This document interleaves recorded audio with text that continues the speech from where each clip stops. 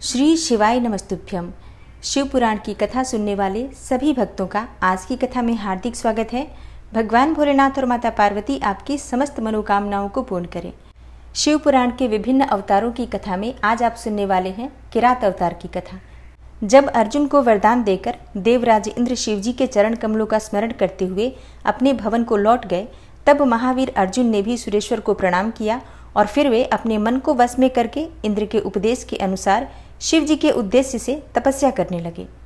नंदीश्वर जी आगे कहते हैं, हे मुने, इसके बाद अर्जुन व्यास जी के उपदेश के अनुसार विधि पूर्वक स्नान करके तथा न्यास करके अपने परम भक्ति के साथ शिव जी का ध्यान करने लगे। उस समय वे एक श्रेष्ठ मुनि की भांति एक ही पैर के बल पर खड़े होकर सूर्य की ओर एकाग्र दृष्टि करके खड़े खड़े मंत्र जप कर रहे थे। इस प्रकार वे परम प्रेम पूर्वक मन ही मन शिव जी का स्मरण करके शंभु के सर्वोत्कृष्ट पंचाक्षर मंत्र का जप करते हुए घोर तप करने लगे। उस तपस्या का ऐसा उत्कृष्ट तेज प्रकट हुआ जिससे देवगण विस्मित हो गए। पुनः वे शिव जी के पास गए और समाहित चित्त से बोले। देवताओं ने कहा, हे सर्वेश, एक मनुष्य आपके लिए तपस्या में निरत है। हे प्रभु, वह व्यक्ति जो कुछ चाहता है उसे आप दे क्यों नहीं देते? नंदीश्वर जी कहते हैं, हे मुने, यो कहकर देवताओं ने अनेकों प्रकार से उनकी स्तुति की। फिर उनके चरणों की ओर दृष्टि लगाकर वे विनम्र भाव से खड़े हो गए। तब उदार बुद्धि एवं प्रसन्नात्मा महाप्रभु शिव जी उस वचन को सुनकर ठठाकर हंस पड़े और देवताओं से इस प्रकार बोले। शिव जी ने कहा, हे देवताओं, अब तुम लोग अपने स्थान को लौट जाओ। मैं सब तरह से तुम लोगों का कार्य संपन्न करूंगा। यह बिल्कुल सत्य है, इसमें संदेह की गुंजाइश ही नहीं है। नंदीश्वर जी कहते हैं, हे मुने, शंभु के उस वचन को सुनकर देवताओं को पूर्णतया निश्चय हो गया। तब वे सब अपने स्थान को लौट गए। इसी समय मूक नामक एक दैत्य शूकर का रूप धारण करके वहां आया। हे विपेंद्र, उसे उस समय मायावी दुरात्मा दुर्योधन ने अर्जुन के पास भेजा था।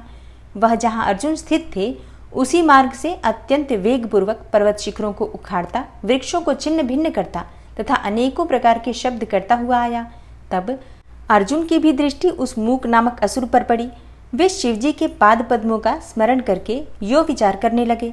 अर्जुन ने मन ही मन कहा, यह कौन है और कहाँ से आ रहा है? यह तो क्रूर कर्मा दिखाई पड़ रहा है।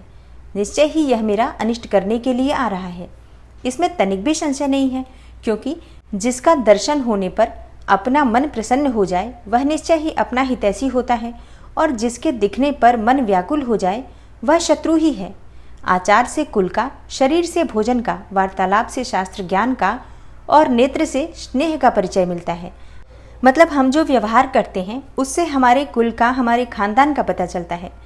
किसी के भी शरीर को देखकर उसके भोजन का, अर्थात वो किस प्रकार का भोजन करता है, इस प्रकार का अंदाजा लगाया जा सकता है।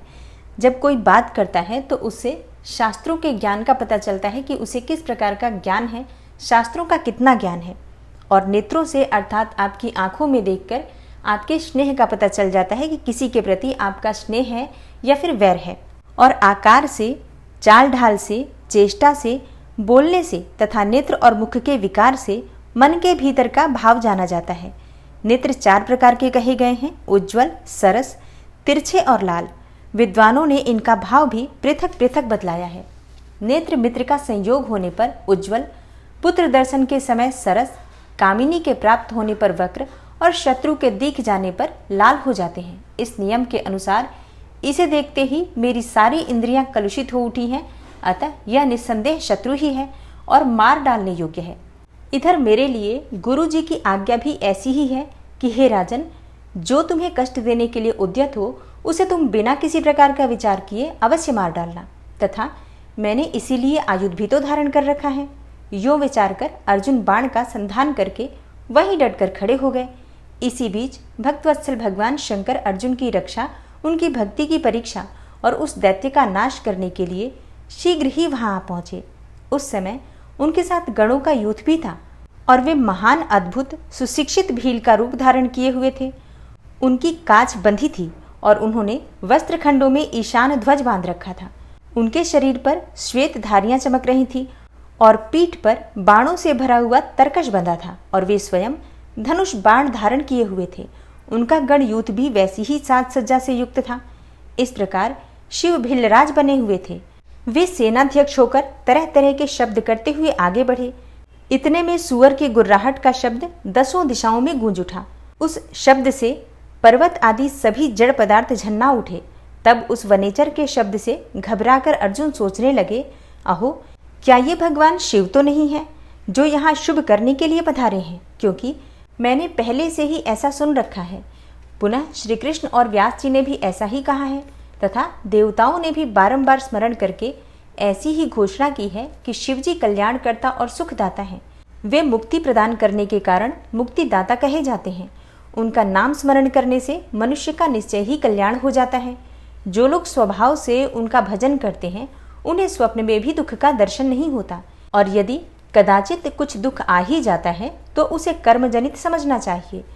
सो भी बहुत की आशंका होने पर भी बहुत थोड़ा होता है, अथवा उसे विशेष रूप से प्रारब्ध का ही दोष मानना चाहिए, अथवा कभी कभी भगवान शंकर अपनी इच्छा से थोड़ा या अधिक दुख भुगता कर फिर निसंदेह उसे दूर कर देते हैं। वे विष को अमृत और अमृत को विष बना देते हैं। यूँ जैसी उनकी इच्छा होती है वे वैसा ही करते हैं। भला उन समर्थ को कौन मना कर सकता है? अन्यान्य प्राचीन भक्तों की भी ऐसी ही धारणा थी। अतः भावी भक्तों को सदा इसी विचार पर अपने मन को स्थिर रखना चाहिए। लक्ष्मी रहे अथवा चली जाए, मृत्यु आंखों के सामने ही क्यों न उपस्थित हो जाए, लोग निंदा करें अथवा प्रशंसा, परंतु शिव भक्ति से दुखों का विनाश होता ही है। शंकर अपने भक्तों को, चाहे वे पापी हो या फिर पुण्यात्मा, सदा सुख देते हैं। और यदि कभी वे परीक्षा के लिए भक्त को कष्ट में डाल भी देते हैं तो भी अंत में दयालु स्वभाव होने के कारण वे ही उसके सुखदाता भी होते हैं। फिर तो वह भक्त उसी प्रकार निर्मल हो जाता है जैसे कि आग में तपाया हुआ सोना शुद्ध हो जाता है। इसी तरह की बातें मैंने पहले भी मुनियों के मुख से सुन रखी है, अतः मैं शिवजी का भजन करके उसी से उत्तम सुख प्राप्त करूंगा। अर्जुन यो विचार कर ही रहे थे कि तब तक बाण का लक्ष्यभूत वह सुअर वहां आ पहुंचा। उधर शिवजी भी उस सुअर के पीछे लगे हुए दिख पड़े।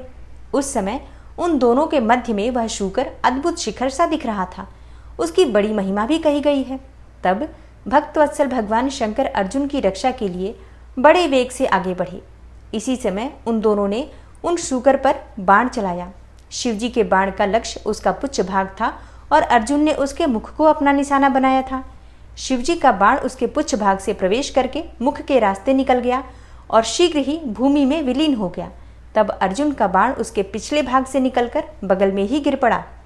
तब वह शूकर रूपधारी दैत्य उसी क्षण मरकर भूतल पर गिर पड़ा।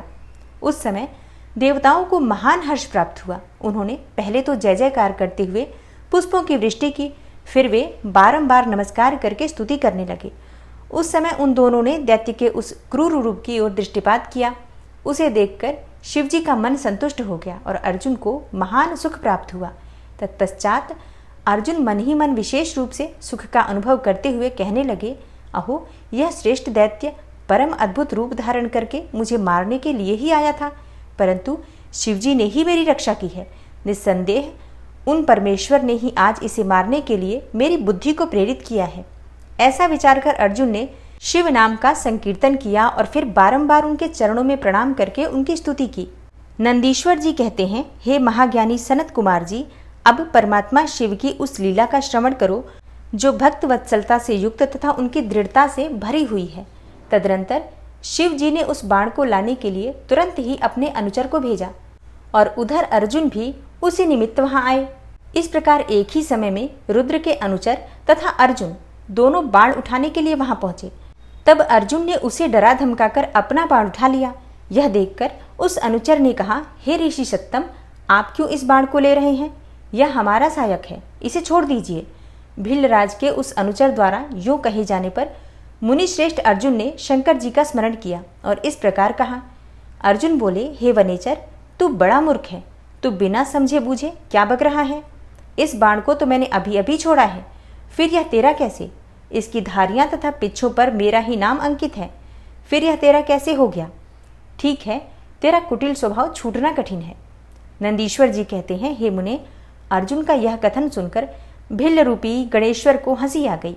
तब वह ऋषि रूप में वर्तमान अर्जुन को यो उत्तर देते हुए बोला, रे तापस सुन, जान पड़ता है तू तपस्या नहीं कर रहा है, केवल तेरा वेश ही तपस्वी का है, क्योंकि सच्चा तपस्वी छल कपट नहीं करता। भला जो मनुष्य तपस्या में निरत होगा वह कैसे मिथ्या भाषण करेगा एवं कैसे छल करेगा? अरे तू मुझे अकेला मत समझ, तुझे ज्ञात होना चाहिए कि मैं एक सेना का अधिपति हूँ और हमारे स्वामी यहाँ बहुत से वंचारी भीलों के साथ बैठे हैं। वे विग्रह तथा अनुग्रह करने में सर्वथा समर्थ हैं। यह बाण जिसे तूने अभी उठा लिया है उन्हीं का है। यह बाण कभी तेरे पास टिक ही नहीं सकेगा। तापस, तू क्यों अपनी तपस्या का फल नष्ट करना चाहता है? मैंने तो ऐसा सुन रखा है कि चोरी करने से, छलपूर्वक किसी को कष्ट पहुंचाने से, विस्मय करने से तथा सत्य का त्याग करने से प्राणी का तप क्षीण हो जाता है। यह बिल्कुल सत्य है। ऐसी दशा में अब तुझे तप का फल कैसे प्राप्त होगा? उस बाण को ले लेने से तू तप से च्युत होकर तथा कृतज्ञ हो जाएगा, क्योंकि निश्चय ही यह मेरे स्वामी का बाण है और तेरी रक्षा के लिए ही उन्होंने इसे छोड़ा था। इस बाण से तो उन्होंने शत्रु को मार ही डाला और फिर बाण को भी सुरक्षित रखा। तू तो महान कृतज्ञ तथा तपस्या में अमंगल करने वाला है। जब तू सत्य नहीं बोल रहा है तब फिर इस तप से सिद्धि की अभिलाषा कैसे कर सकता है? अथवा यदि तुझे बाण से ही प्रयोजन है तो मेरे स्वामी से ही मांग ले। वे स्वयं तुझे इस प्रकार के बहुत से बाण दे सकते हैं। मेरे स्वामी आज यहाँ वर्तमान भी हैं। तू उनसे क्यों नहीं याचना करता? तू जो उपकार का परित्याग करके अपकार करना चाहता है तथा अभी अभी कर भी रहा है, यह तेरे लिए उचित नहीं है। तू चपलता छोड़ दे। इस पर कुपित होकर अर्जुन ने उससे भी कई बातें कही। दोनों में बड़ा विवाद हुआ। अंत में अर्जुन ने कहा, हे वंचारी भील, तू मेरी सारी बातों का सार सुन ले। जिस समय तेरा स्वामी आएगा उस समय मैं उसे उसका फल चखाऊंगा। तेरे साथ युद्ध करना तो मुझे शोभा नहीं देता, अतः मैं तेरे स्वामी के साथ ही लोहा लूंगा, क्योंकि सिंह और गीदड़ का युद्ध उपहासास्पद ही माना जाता है। हे भील, तूने मेरी बात तो सुन ही ली, अब तू मेरे महान बल को भी देखेगा। जा अपने स्वामी के पास लौट जा, अथवा जैसी तेरी इच्छा हो वैसा कर। नंदीश्वर ने कहा, हे मुने, अर्जुन के यो कहने पर वह भील जहाँ शिवावतार सेनापति किरात विराजमान थे वहां गया और उन भीलराज से अर्जुन का सारा वचन विस्तार पूर्वक कह सुनाया। उसकी बातें सुनकर उन किरातेश्वर को महान हर्ष हुआ। तब भील रूपधारी भगवान शंकर अपनी सेना के साथ वहां गए। उधर पांडुपुत्र अर्जुन ने भी जब किरात की उस सेना को देखा तब वे भी धनुष बाण लेकर सामने आकर डट गए। तदनंतर किरात ने पुनः उस दूत को भेजा और उसके द्वारा भरतवंशी महात्मा अर्जुन से यो कहलवाया। किरात ने कहा, हे तपस्विन, तनिक इस सेना की ओर दृष्टिपात तो करो। अरे अब तुम बाण छोड़कर जल्दी भाग जाओ। क्यों तुम इस समय एक सामान्य काम के लिए प्राण गंवाना चाहते हो? तुम्हारे भाई दुख से पीड़ित हैं, स्त्री तो उनसे भी अधिक दुखी होगी। मेरा तो ऐसा विचार है कि ऐसा करने से पृथ्वी भी तुम्हारे हाथ से चली जाएगी। नंदीश्वर जी कहते हैं, हे मुने, जब अर्जुन की सब तरह से रक्षा करने के लिए किरात रूपधारी परमेश्वर शंभु ने उनकी भक्ति की दृढ़ता की परीक्षा के निमित्त ऐसी बातें कही, तब वह शिवदूत उसी समय अर्जुन के पास पहुंचा और उसने वह सारा वृतांत उनसे विस्तार पूर्वक कह सुनाया। उसकी बात सुनकर अर्जुन ने उस समागत दूत से पुनः कहा, हे दूत, तुम जाकर अपने सेनापति से कहो कि तुम्हारे कथनानुसार करने से सारी बातें विपरीत हो जाएंगी। यदि मैं तुम्हें अपना बाण दे देता हूं तो निस्संदेह मैं अपने कुल को दूषित करने वाला सिद्ध होऊंगा। इसलिए भले ही मेरे भाई दुखार्थ हो जाएं तथा मेरी सारी विद्याएं निष्फल हो जाएं, परंतु तुम आओ तो सही। मैंने ऐसा कभी नहीं सुना है कि कहीं सिंह गीदड़ से डर गया हो। इसी प्रकार राजा अर्थात क्षत्रिय कभी भी वनेचर से भयभीत नहीं हो सकता। नंदीश्वर जी कहते हैं, हे मुने, अर्जुन के यो कहने पर वह दूत पुनः अपने स्वामी के पास लौट गया और उसने अर्जुन की कही हुई सारी बातें उनके सामने विशेष रूप से निवेदन कर दी। उन्हें सुनकर किरात वेशधारी सेनानायक महादेव जी अपनी सेना के साथ अर्जुन के सम्मुख आए। उन्हें आया हुआ देखकर अर्जुन ने शिव जी का ध्यान किया, फिर निकट जाकर उनके साथ अत्यंत भीषण संग्राम छेड़ दिया।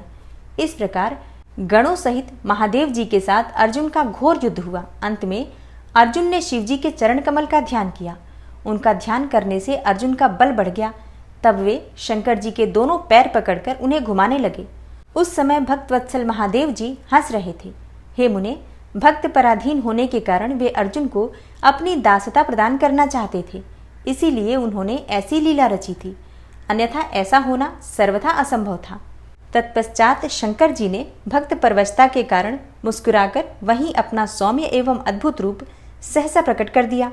हे पुरुषोत्तम, शिवजी का जो स्वरूप वेदों, शास्त्रों तथा पुराणों में वर्णित है तथा व्यास जी ने अर्जुन को ध्यान करने के लिए जिस सर्व सिद्धिदाता रूप का उपदेश दिया था, शिवजी ने वही रूप दिखाया। तब ध्यान द्वारा प्राप्त होने वाले शिवजी के उस सुंदर रूप को देखकर अर्जुन को महान विस्मय हुआ। फिर वे लज्जित होकर स्वयं पश्चाताप करने लगे। अहो, जिसको मैंने प्रमुख रूप से वर्ण किया है, वे त्रिलोकी के अधीश्वर कल्याणकर्ता साक्षात शिव तो ये ही हैं। हाय, इस समय मैंने ये क्या कर डाला। अहो, भगवान शिव की माया बड़ी बलवती है, वह बड़े बड़े मायावियों को भी मोह में डाल देती है। फिर मेरी तो विषाद ही क्या है। उन्हीं प्रभु ने अपने रूप को छिपाकर यह कौन सी लीला रची है। मैं तो उनके द्वारा छला गया। इस प्रकार अपनी बुद्धि से भली भांति विचार करके अर्जुन ने प्रेम पूर्वक हाथ जोड़कर एवं मस्तक झुकाकर भगवान शिव को प्रणाम किया और फिर खिन्न मन से यूं कहा। अर्जुन बोले, हे देवाधिदेव महादेव, आप तो बड़े कृपालु तथा भक्तों के कल्याण करता हैं। हे सर्वेश, आपको मेरा अपराध क्षमा कर देना चाहिए। इस समय आपने अपने रूप को छिपाकर यह कौन सा खेल किया है। आपने तो मुझे छल लिया। हे प्रभु, आप स्वामी के साथ युद्ध करने वाले, मुझको धिक्कार है। नंदीश्वर जी कहते हैं, हे मुने, इस प्रकार पांडुपुत्र अर्जुन को महान पश्चाताप हुआ। तत्पश्चात वे शीघ्र ही महाप्रभु शंकर जी के चरणों में लौट गए। यह देखकर भक्तवत्सल महेश्वर का चित्त प्रसन्न हो गया। तब वे अर्जुन को अनेकों प्रकार से आश्वासन देकर यूं बोले। शंकर जी ने कहा, हे पार्थ, तुम तो मेरे परम भक्त हो, अतः खेद न करो। यह तो मैंने आज तुम्हारी परीक्षा लेने के लिए ऐसी लीला रची थी, इसलिए तुम शोक त्याग दो। नंदीश्वर जी कहते हैं, हे मुने, यूं कहकर भगवान शिव ने अपने दोनों हाथों से पकड़कर अर्जुन को उठा लिया और अपने तथा गणों के समक्ष उनकी लाज का निवारण किया। फिर भक्तवत्सल भगवान शंकर वीरों में मान्य पांडुपुत्र अर्जुन को सब तरह से हर्ष प्रदान करते हुए प्रेम पूर्वक बोले। शिवजी ने कहा, पांडवों में श्रेष्ठ अर्जुन, मैं तुम पर परम प्रसन्न हूँ, अतः अब तुम अपना वर मांगो। इस समय तुमने जो मुझ पर प्रहार एवं आघात किया है, उसे मैंने अपनी पूजा मान लिया है। साथ ही यह तो सब मैंने अपनी इच्छा से ही किया है, इसमें तुम्हारा अपराध ही क्या है। अतः तुम्हारी जो लालसा हो वह मांग लो, क्योंकि मेरे पास कोई भी ऐसी वस्तु नहीं है जो तुम्हारे लिए अदेय हो। यह जो कुछ हुआ है वह शत्रुओं में तुम्हारे यश और राज्य की स्थापना के लिए अच्छा ही हुआ है। तुम्हें इसका दुख नहीं मानना चाहिए। अब तुम अपनी सारी घबराहट छोड़ दो। नंदीश्वर जी कहते हैं, हे मुने, भगवान शंकर के यूं कहने पर अर्जुन भक्तिपूर्वक सावधानी से खड़े होकर शंकर जी से बोले। अर्जुन ने कहा, हे शंभो, आप तो बड़े उत्तम स्वामी हैं, आपको भक्त बहुत प्रिय हैं। हे देव, भला मैं आपकी करुणा का क्या वर्णन कर सकता हूँ। हे सदाशिव, आप तो बड़े कृपालु हैं। यूं कहकर अर्जुन ने महाप्रभु शंकर की सद्भक्ति युक्त एवं वेद सम्मत स्तुति आरंभ की। अर्जुन बोले, आप देवाधिदेव को नमस्कार है। हे कैलाशवासिन, आपको प्रणाम है। हे सदाशिव, आपको अभिवादन है। हे पंचमुख परमेश्वर, आपको मैं सिर झुकाता हूँ। आप जटाधारी तथा 3 नेत्रों से विभूषित हैं, आपको बारंबार नमस्कार है। आप प्रसन्न रूप वाले तथा सहस्त्रों मुखों से युक्त हैं, आपको प्रणाम है। हे नीलकंठ, आपको मेरा नमस्कार प्राप्त हो। मैं सद्योजात को अभिवादन करता हूँ। वामांक में गिरजा को धारण करने वाले हे वृषभध्वज, आपको प्रणाम है। 10 भुजाधारी आप परमात्मा को पुनः पुनः अभिवादन है। आपके हाथों में डमरू और कपाल शोभा पाते हैं तथा आप मुंडों की माला धारण करते हैं, आपको नमस्कार है। आपका श्री विग्रह शुद्ध स्फटिक तथा निर्मल कर्पूर के समान गौरवर्ण का है। हाथ में पिनाक सुशोभित है तथा आप उत्तम त्रिशूल धारण किए हुए हैं, आपको प्रणाम है। हे गंगाधर, आप व्याघ्र चर्म का उत्तरीय तथा गज चर्म का वस्त्र लपेटने वाले हैं। आपके अंगों में नाग लिपटे रहते हैं, आपको बारंबार अभिवादन है। सुंदर लाल लाल चरणों वाले आपको नमस्कार है। नंदी द्वारा गणों द्वारा सेवित आप गणनायक को प्रणाम है। जो गणेश रूप हैं, कार्तिकेय जिनके अनुगामी हैं, जो भक्तों को भक्ति और मुक्ति प्रदान करने वाले हैं, उन आपको पुनः पुनः नमस्कार है।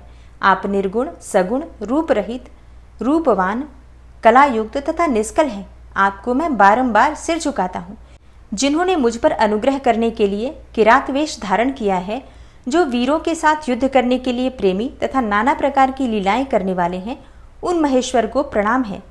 जगत में जो कुछ भी रूप दृष्टिगोचर हो रहा है, वह सब आपका ही तेज कहा जाता है। आप चिद्रूप हैं और अन्वय भेद से त्रिलोकी में रमण कर रहे हैं। जैसे धूली कणों की आकाश में उदय हुई तारकाओं की तथा बरसते हुए जलों की बूंदों की गणना नहीं की जा सकती, उसी प्रकार आपके गुणों की भी संख्या नहीं है। हे नाथ, आपके गुणों की गणना करने में तो वेद भी समर्थ नहीं है। मैं तो एक मंद बुद्धि व्यक्ति हूँ, फिर मैं उनका वर्णन कैसे कर सकता हूँ।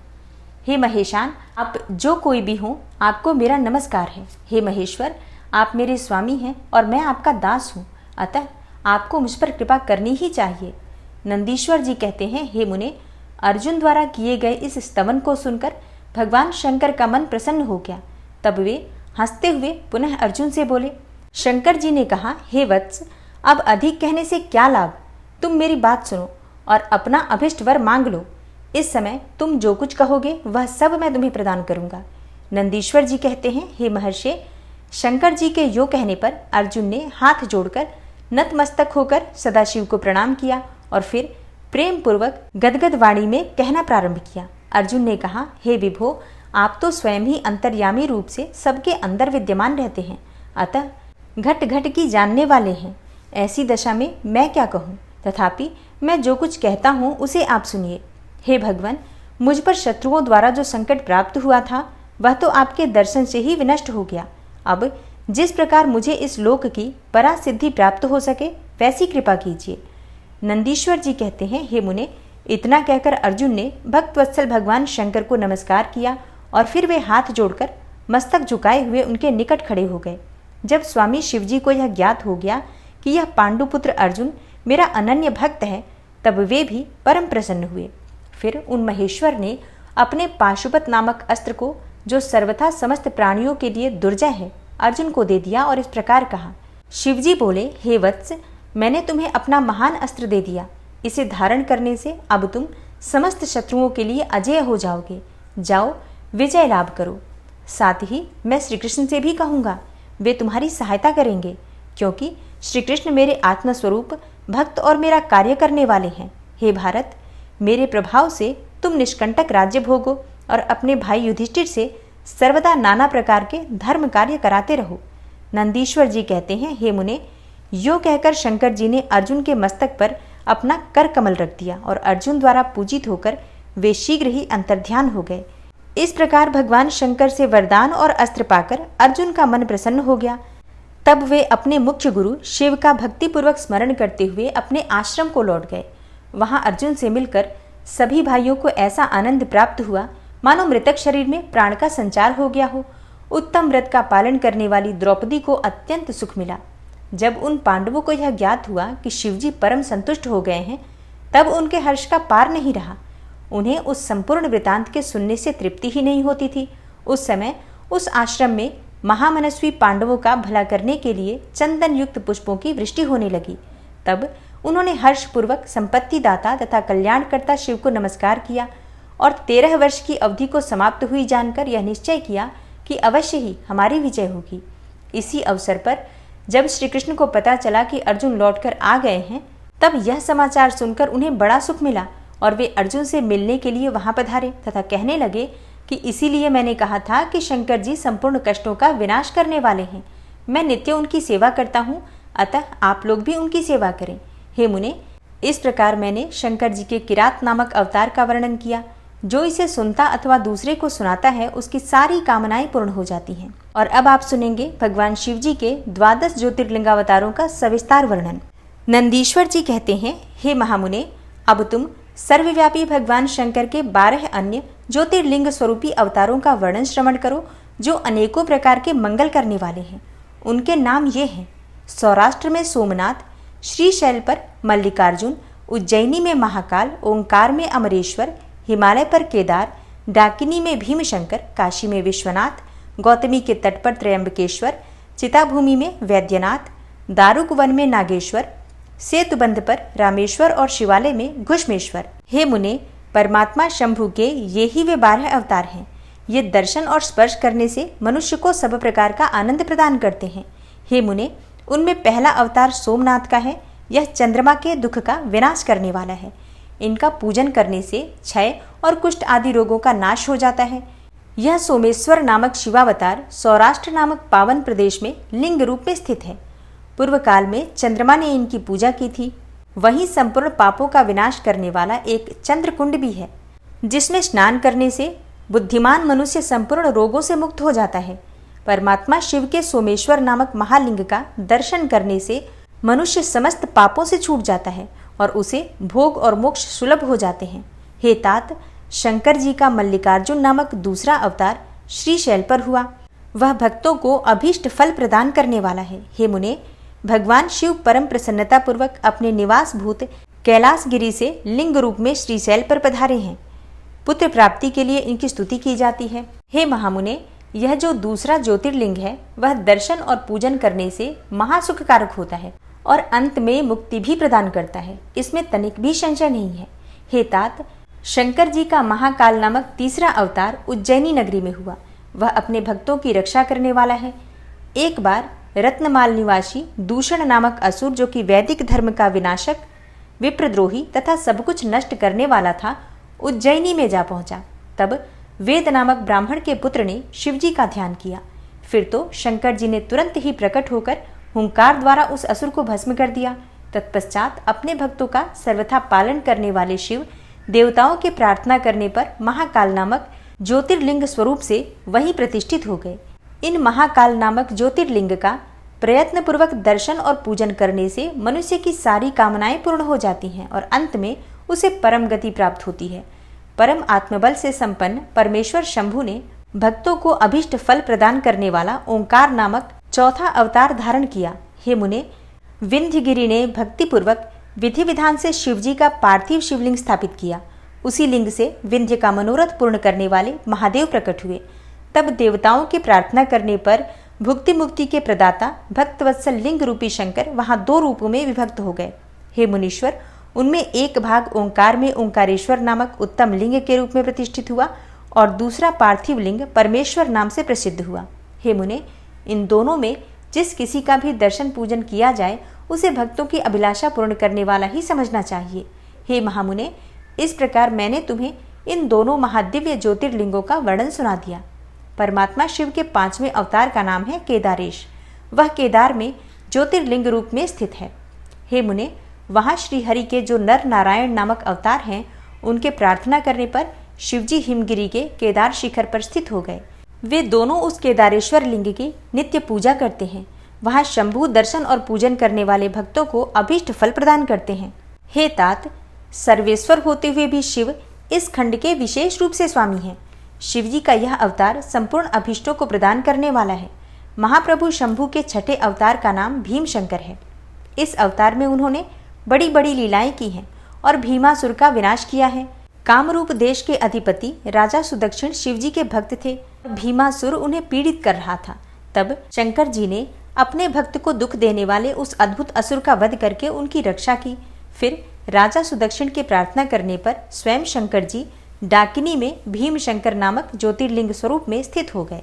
हे मुने, जो समस्त ब्रह्मांड स्वरूप तथा भोग मोक्ष प्रदाता हैं, वह विश्वेश्वर नामक 7वां अवतार काशी में हुआ। मुक्तिदाता सिद्ध स्वरूप स्वयं भगवान शंकर अपनी पूरी काशी में ज्योतिर्लिंग रूप में स्थित हैं। विष्णु आदि सभी देवता, कैलाशपति शिव और भैरव नित्य उनकी पूजा करते हैं। जो काशी विश्वनाथ के भक्त हैं और नित्य उनके नामों का जप करते रहते हैं, वे कर्मों से निर्लिप्त होकर कैवल्य पद के भागी होते हैं। चंद्रशेखर शिव का जो त्रयंबक नामक 8वां अवतार है, वह गौतम ऋषि के प्रार्थना करने पर गौतमी नदी के तट पर प्रकट हुआ था। गौतम की प्रार्थना से उन मुनि को प्रसन्न करने के लिए शंकर जी प्रेम पूर्वक ज्योतिर्लिंग स्वरूप से वहां अचल होकर स्थित हो गए। अहो, उन महेश्वर का दर्शन और स्पर्श करने से सारी कामनाएं सिद्ध हो जाती हैं। तत्पश्चात मुक्ति भी मिल जाती है। शिवजी के अनुग्रह से शंकर प्रिया परम पावनी गंगा गौतम के स्नेहवश वहाँ गौतमी नाम से प्रवाहित हुई। उनमें नवा अवतार वैद्यनाथ नाम से प्रसिद्ध है। इस अवतार में बहुत सी विचित्र लीलाएं करने वाले भगवान शंकर रावण के लिए आविर्भूत हुए थे। उस समय रावण द्वारा अपने लाए जाने को ही कारण मानकर महेश्वर ज्योतिर्लिंग स्वरूप से चिताभूमि में प्रतिष्ठित हो गए। उस समय से वे त्रिलोकी में वैद्यनाथेश्वर नाम से विख्यात हुए। वे भक्तिपूर्वक दर्शन और पूजन करने वाले को भोग और मोक्ष के प्रदाता हैं। हे मुने, जो लोग इस वैद्यनाथेश्वर शिवलिंग के महात्म्य को पढ़ते अथवा सुनते हैं, उन्हें यह भुक्ति मुक्ति का भागी बना देता है। 10वां नागेश्वर अवतार कहलाता है। यह अपने भक्तों की रक्षा के लिए प्रादुर्भूत हुआ था। यह सदा दुष्टों को दंड देता रहता है।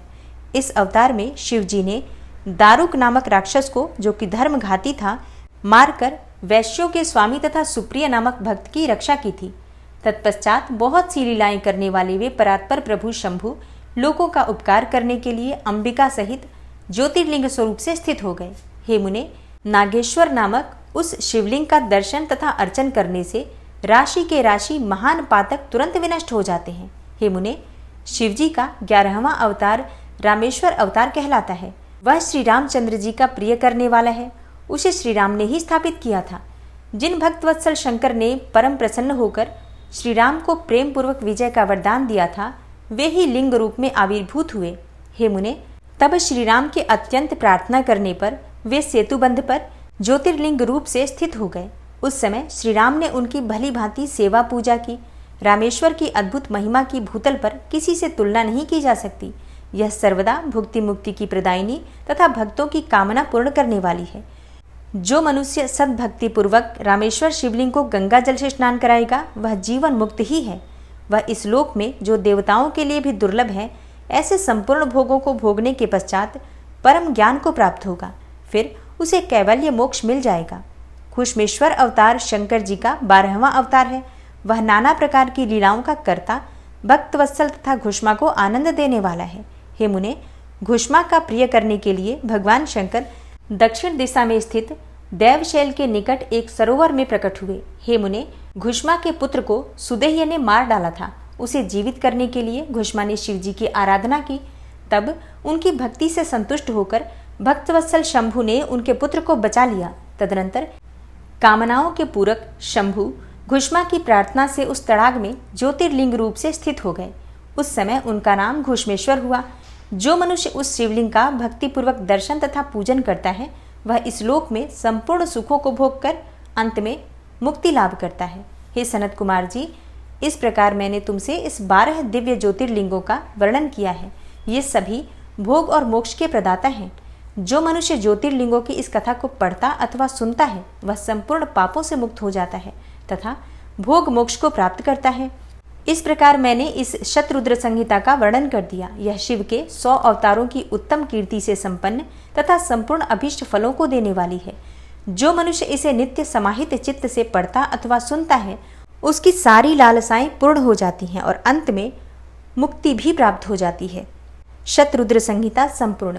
ओम नमः शिवाय। श्री शिवाय नमस्तुभ्यम। दोस्तों, शतरुद्र संहिता में आपने भगवान शिव के 100 अवतारों की कथाएं सुनी। अब आप सुनेंगे कोटि रुद्र संहिता, जो कि कल से प्रारंभ होगा। और उम्मीद करती हूँ कि जिस प्रकार से आपने अब तक ये कथाएं बड़े प्रेम पूर्वक सुनी, उसी प्रकार से आगे भी प्रतिदिन आप लोग कथाएं जरूर सुनेंगे। मिलती हूँ मैं आपसे कल की कथा में। तब तक के लिए नमस्कार।